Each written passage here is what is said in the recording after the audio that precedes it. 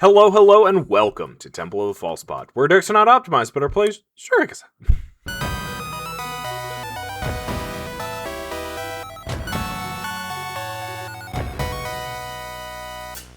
Hello, hello, and welcome to Temple of the False Pod, where our decks are not optimized, but our plays sure as heck are fun.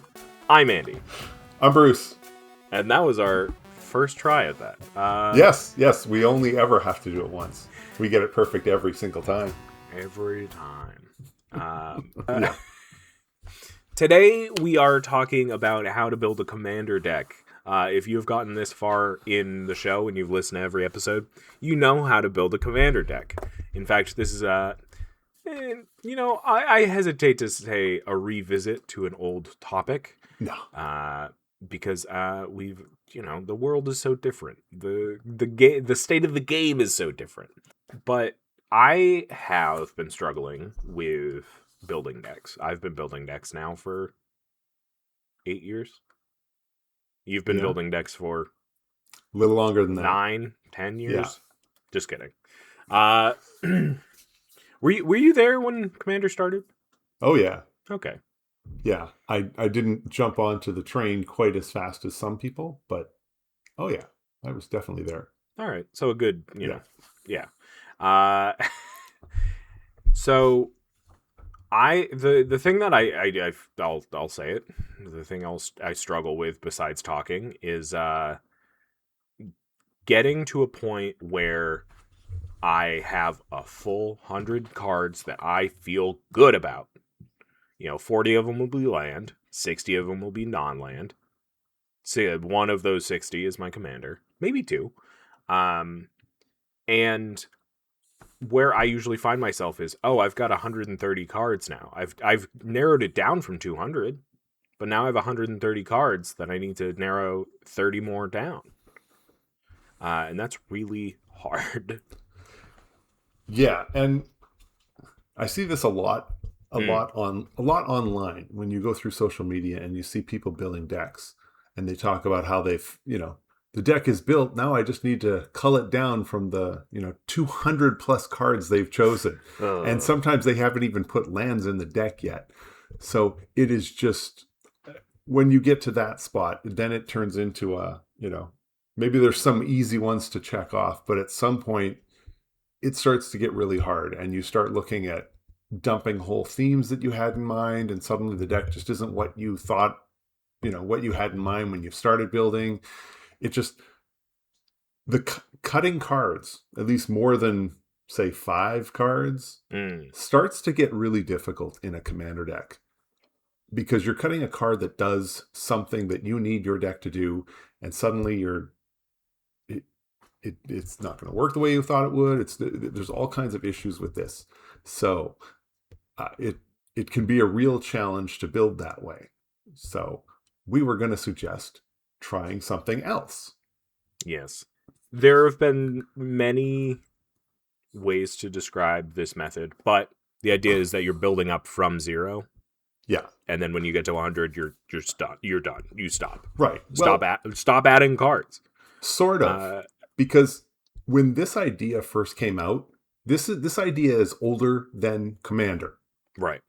So this used to be, real quick, generally speaking, so that everybody's on the same page, this idea is generally called the 9x6 because it was originally the 5x6, the 5x4.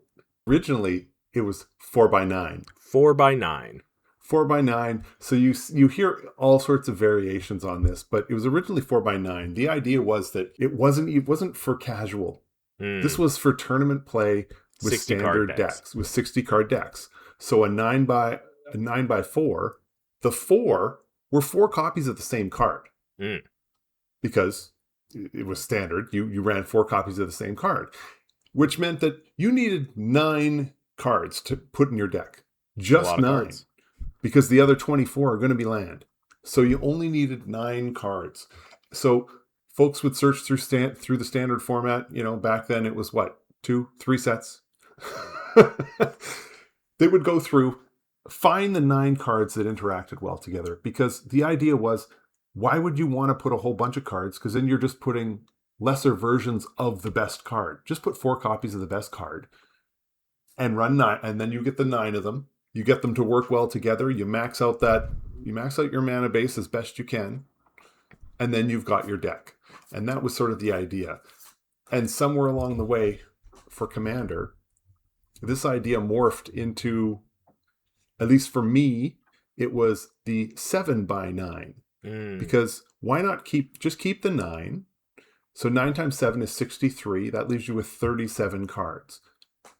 Those are going to be your land. And honestly, as we've talked about plenty of times, I bumped that up to 40. Yeah. But roughly speaking, that's what you're getting. The difference, though, of course, with Commander is that you don't get 4 copies of one card. So the idea with the 9x7 is the 9 represents what you're looking for the card to do. Right. And then you just have to find, that many, the 7 versions of that card. So if you were looking for this particular card to be Counterspell, well, then you're looking for 7 versions of Counterspell. Maybe not even the best 7, maybe the 7 that fits best with the theme of your deck, or however you want to work it. But that's what you're looking for. So for me, using this, I have my commander.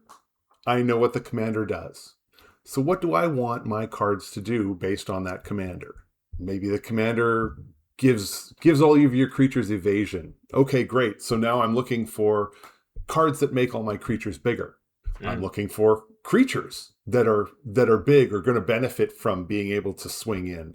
I'm looking for blah. So you pick off the topics that you're looking to cover, and then you're looking for 7 versions of each of those. And then you're just about done. And if you find more than 7 versions, and of course you're going to find more than 7 versions, there's almost 40,000 different Magic cards now. Then you have to cull down a little bit. And this is going to be far easier than it is when you've got 200 random cards, because in that 200, you're just picking out what you think are the worst. In this one, you're looking at which of your columns has too many cards, and you're starting to cull down based that way. So, and I think too, kind of the structural aspect of 9x7 is, I think, a couple folds. I wouldn't say there's problems with it, but I would say that like the thing that brings it from 63 down to 60, so you have 40 lands, is there's going to be overlap, right? Like there's so many cards in Commander that do that fill certain slots so well. Obviously modal cards, but also just like put a +1/+1 counter on a thing and it gains indestructible till end of turn, right? Like that's gonna fill 2 slots. So like that's great. And so keeping your commander in mind, this is why a lot of people start with their commander, or at least what they want to be doing with the deck, is that you keep these decisions on theme or within the realm of, hey, this does my game plan. And I think building up, and then when you reach that limit or, go slightly over, you're not going to be forced to make these difficult decisions where now you are looking at all these cards that you've spent hours and hours looking at, thinking of all the like fun ideal situations and like interactions that you want to see happen, and being like, I gotta cut this, but I really want to try this one play with it. And it's like, well, if you just didn't put it in your deck in the first place, or being like, oh well, like because I'm so caught up on this play pattern, maybe I keep that in and get rid of something else, right? Like there's just so many things when you're at 200 cards that keep you from cutting any specific card, especially those niche plays where you feel clever, right? Yeah. Well, I particularly so I build with Architect. So as I add cards in, I immediately slot them into one or multiple of these categories. And I go along, and at some point when I go to put that card into that category, I'm looking at the category going, oh, I've already got 10 in this category. So now it's like, does this card fit in a different category? or we're going to stop right here, and this has got to come down to 7. I can only have 7 of these in this deck, so I'm going to cut 3 of them right now. So that way you're never having to set up that massive number. Because building this way, generally my decks get up to about 130, which sounds like a lot, but when you start looking at each of these subsections and you say to yourself, oh, how many ramp cards am I actually going to put in this deck? Right. Now I need to cut 3 of them. Well, which are the 3 that are the worst? Like, oh, this one costs 5 mana and it's only going to add me, 2 mana per turn. That one's coming out. Or this one is crappy, but boy, does it ever fit the theme of the deck really well. So I'm going to keep that and look at something else. And you just, whatever your reasons are, I'm not here to judge and how you decide what stays and what goes. I'm just here to help you so that you're not being forced to choose from, such a massive number of cards that it becomes difficult to make that kind of decision. We're just going to be breaking these down ahead of time and then making some cuts from there. Right. And I think, too, as you continue to use this method, you'll realize that not every deck is built the same. Your categories obviously will be different. You're going to have some standard ones, ramp, interaction, or even more finely tuned, like counters and removal, right? Like, it's going to be different depending on your commander. And I think the next step of that as well, like once you start seeing the like standards and then you get to kind of put in your fun categories or your like commander specific categories, you'll then start to realize like, oh, I don't, this commander doesn't require as much ramp, or this commander doesn't require as much interaction. And then it's not as like stable as 7 cards for each category or 9 cards for you. They can fluctuate, but having that like structure in place to begin with just makes the process much smoother, much more streamlined, much more like I am seeing all of these boring counter spells, and then I've got hurl through history, which is like counterspell and then discover X. Right. And it's just like, oh wow, that's great, right? Like it's right. You're choosing those things as opposed to like, oh, I put in cancel, right? Well, and it's funny because you've mentioned these, right? Okay. Well, like desertion was always one of my favorite counterspells. What happens then is that you go down through your list and it's like, all right, I've chosen 10 counterspells. I need to bring this down to 7. So then you start looking at it and saying to yourself, well, is desertion at 5 mana really worth it? Yes, maybe no. I'm not here to tell you which way to go. You should run desertion if you're going to do this. You definitely should. But I'm not here to tell you that. That's not what we're talking about today. But, you make your decisions based on which ones you want to keep. I mean, a lot of times when I'm making my decisions on this, I'm basing it on what I own, just so I don't have to go out and buy more cards. But again, however you want to do this, it makes it so much easier when you can look at them. So you're saying to yourself, okay, well, these ones are really awesome, but it turns out everything I think that's awesome are 5 mana counter spells. Oh, okay. Well, I can't keep all of those. I have to keep, I need a cancel. I need a counter spell. I need some of the cheaper ones so that I can actually just counter a spell. Right. Yeah. But it lets you lay that out in front in a much more straightforward way, rather than, looking through the 200 cards and cutting one card here and one card there. And then all of a sudden that's when you realize after you've done all the cutting that, oh, I've cut all of the cheap ones. It gives you that sense of what you've done and what you haven't done so far. So yeah. And I think too, where it especially allows is something that I have a hard time with, especially at the beginning stages of a deck, which is going too hard into what the deck wants to do, right? Like, you'll hear people say like, oh, you need to eat your vegetables, that type of thing. Like, it's the leafy greens of the boring parts of setting up your board, the boring parts of like, oh, you do need interaction, you do need like 1 to 2 board wipes. You need, spot removal here and there. You need Yeah. protection. Like the some of these things you need more of, some of these things you need less of. But like, it keeps you having that well balanced diet of like you can still do the fun things, and in fact, I encourage it. Mm-hmm. But you won't be able to do those things if you are just loading your deck up with uh, spells that cascade and spells that you can cascade into. Like you will just never fully reach that goal if especially after the first game, if Yeah. that's all your deck is. Right. Andy, you're describing cake and icing. Yeah, which I You need hate. cake. I hate Right. icing. You need. Oh. See, I love icing, and if I could cut out cake, I would just eat the icing. Wow. But you can't just. You have to have both. You have to have the cake, so that way the icing is worth something. I use this format almost every deck that I build. Um, every one of my decks has at least one section for removal, one section for card draw, one section for ramp. At least one of those. The removal section, sometimes I even split that up to between creature removal and artifact and enchantment removal. But in the minimum scenario, that's 3 options. That's 3 different categories times 7. That's 21 cards.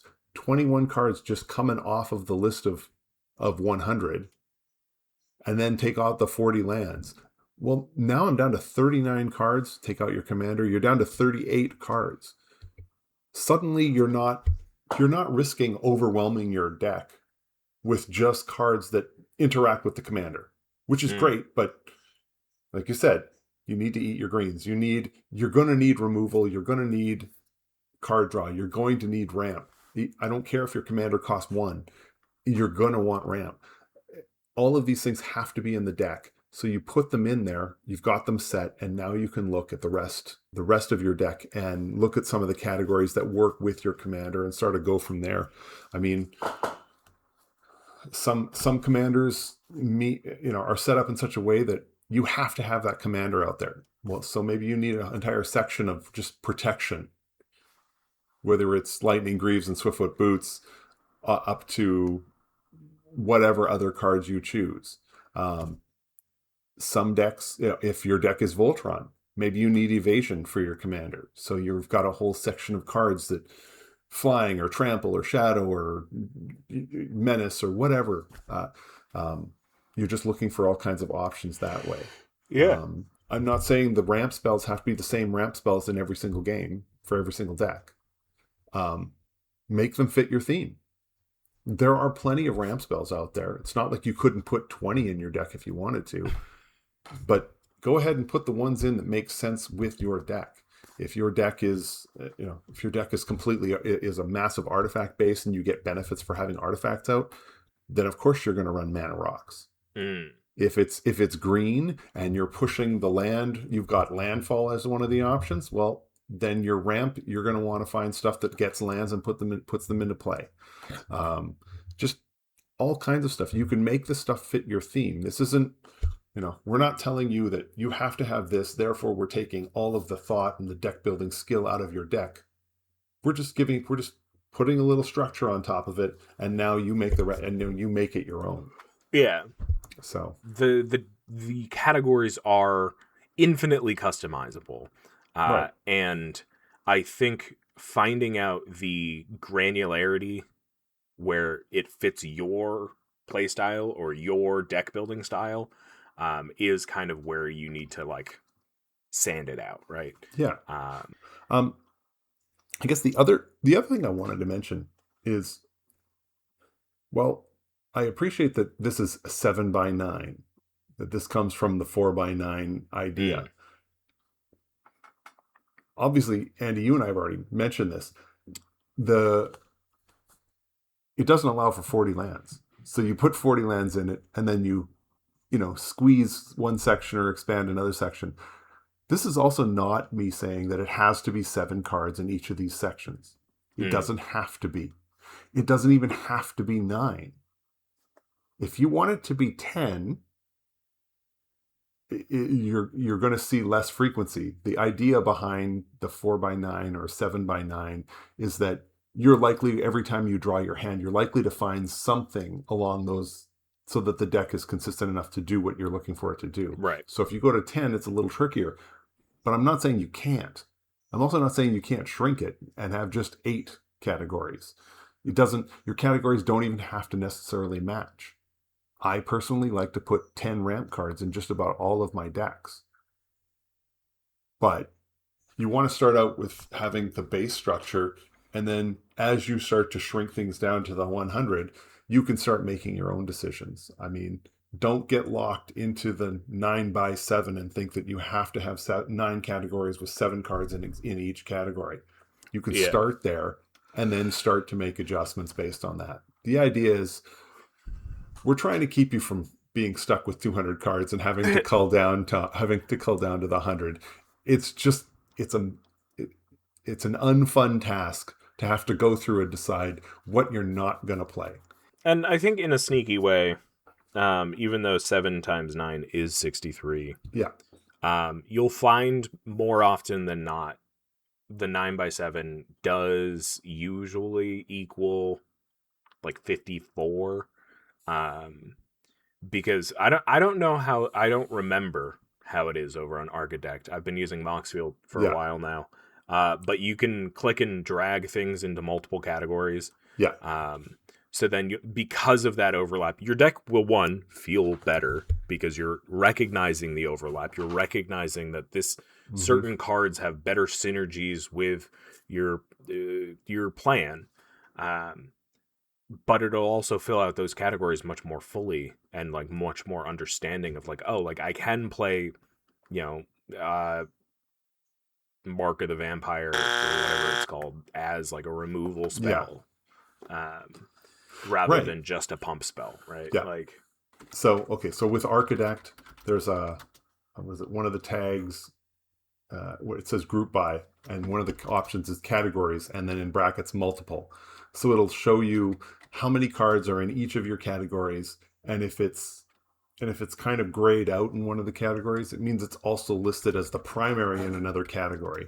So you can easily see which of your categories have how many cards, and if you're going to cut one card, how it might shrink another category as well. I like the visual of it just because I like to be able to lay it out and sort of be like, okay, yeah, everything's falling into place so far. I mean, I'm working on a deck right now. I currently have about 95 cards in it. Right now, only 3 of those cards let me draw cards. So I know what category I need to work on next that needs to get buffed up. And it means that another category is going to have to shrink a little bit unless I can find cards that can do both. Sort of, it lets you track where your weaknesses, where your strengths are. I always laugh. My son regularly laughs because he says he builds decks and then realizes afterwards that he has no way to stop a flying creature. You can easily solve that problem. Yeah, that's a problem that's easily solved. You can just look at your categories or create a category that includes ways to stop flying. Archetype of imagination. If that's what you need to do, if that's important enough in your deck, then go for it. Also, more of just like a note for me when I edit. Gift of Fangs was the card I was trying to think of, not Mark of the Vampire. Completely different enchantment. But yeah, it's by no means prescriptive, but it's a great jumping off point, I think, is kind of what it kind of comes down to. Or even like a way to troubleshoot, right? Like you've been playing a deck for a while and you are like, why isn't this working? Sort it out into categories. Figure out figure out if the category that you think is working the least is actually working the least, then and I think where I've run into that problem is my Vazi deck, where the deck pretty much just wants you to make treasures so that you can give your opponents treasures so that they will use treasures. Right. And for a while, I thought maybe I just needed a category that was make treasures. And like there's like, you know, a handful of cards in the deck that more or less just solely make treasures. But oh, there goes my light. Where it really is imperative is to understand what the categories need to be doing. Because I think the biggest thing with the Vazi deck is like, I can't be stalling out just trying to make treasures. I need to be doing something, and it just happens to be making treasures also. Sure. And ever since New Capenna, there's been a lot of those cards. Yeah. So it's like, almost think of your theme as like, sure, ideal, but also like sometimes the thing is secondary and will come together. But if you're separating your deck out into how it looks in categories, you will see those things, those markers of like, hey, this is a red flag. Hey, this is too much in this thing. Hey, this is not doing anything. Right. Much easier. Something else to keep in mind. This method is also an easy way for you to take those cards that go into virtually all of your decks and just sort of start with that and then work your way backwards. If I'm running a green deck, I already know that Kodama's Reach and Cultivate are in the deck. Those are cards where I start with them and you need to give me a reason to take them out. That could depend on the commander, could depend on the other cards you're using, but it's an easy way to start. I mean, bluntly, Soul Ring basically starts in every single deck you build. There's no reason for it not to. So start with it and then work your way out. And if you get so many ramp spells that you're looking to cut one, maybe Soul Ring is the card you're looking to cut. Maybe not. I don't want to get into a Soul Ring discussion here, but it is an easy way to take those cards you use all the time, start with those, and then work your way out. And maybe they get cut because they don't fit the theme, or maybe you found something that's even better than that, and you're just going to start using that. You get what I'm saying? It gives you a chance to start with your regular cards and to sort of pile other cards into those categories. And it might not even be a case of these are the best cards or whatever. It could just be a case of, I own 10 copies of Lightning Greaves. So Lightning Greaves is going in the deck as a way to protect this commander, unless I see a reason for it to not go in. And you can do that for any of your cards, whether you think that the cards are essential for every deck that anybody ever plays, or if you think that it's absolutely perfect for this deck, or it's a pet card and you're just going to run it in that deck no matter what. So you just start with that and work your way out. And then if it turns out that pet card just is nowhere near the theme or does not fit, maybe that's when you finally pull the plug and tug it and give it up, pull it out. But I like having those categories there as well as an easy way to remind myself that, if I'm doing this, if I'm playing with this color, I almost always play with these cards. Yeah. So, Andy, you got anything else? I don't. I think this is a perfect place to wrap it up. I think so. And I think we'll be back next week with an episode of Temple of False Pod.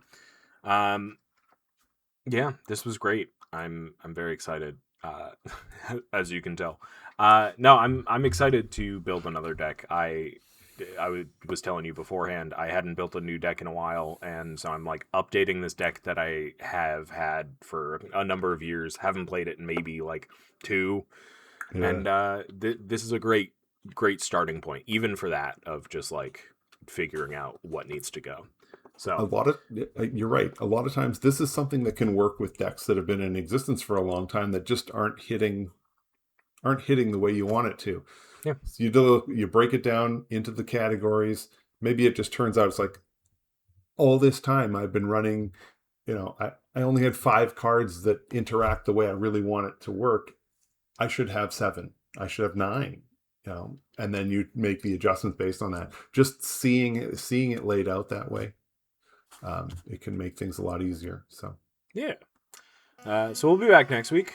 Thank you so much for watching. Thank you so much for listening. If you're watching on YouTube, make sure you press that subscribe button or give us a comment or like or something.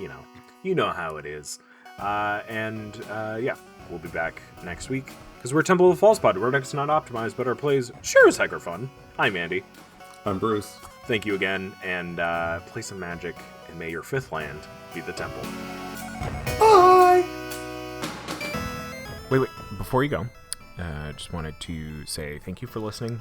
You can reach out to us via email at falsepodmtg@gmail.com or in Blue Sky at falsepodmtg. Bruce is at Manaburned, and I'm at Andy Weekend, though you'll definitely notice I use the podcast Twitter far more often. Now that we've got you here, make sure you subscribe, like, rate us on whatever podcast platform you use. It helps us out. It gets us more reach. Subscribe to us on our YouTube channel. Like a video there. Leave some comments for more casual enjoyment. Thank you so much for listening. We'll be back with some more timeless discussions about all things casual. So come hang out, and may your fifth land be the temple. Bye-bye. Should I do my best, Bruce? Bye!